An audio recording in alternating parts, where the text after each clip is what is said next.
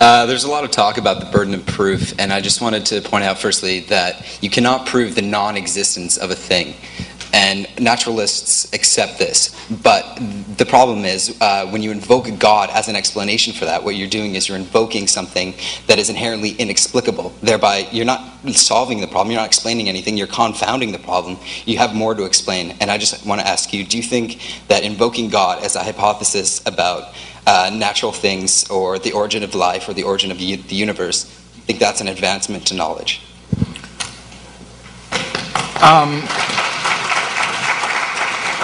Now, repeat the first part of the question again, because I disagreed with what you said there.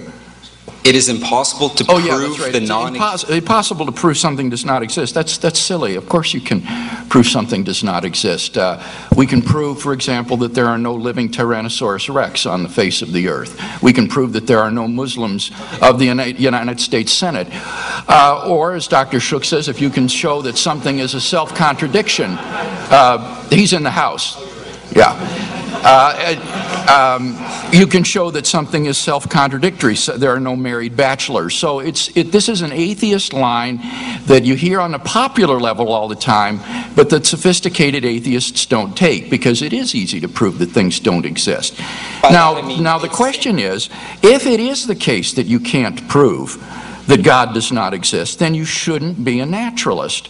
You should be some sort of agnostic or something, but you shouldn't go around saying things like, nature is all there is. There is nothing beyond matter and energy. There is no supernatural reality, because those claims exceed what you yourself say you can prove. So you need to make more modest claims about your position that are more simply agnostic or something, and find a new name rather than naturalism, because that isn't something that you can sustain the burden of proof for.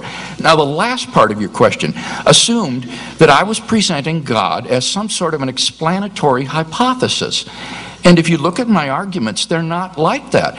These are deductive arguments. Now, what that means is that if the premises are true, that the conclusion follows logically and necessarily.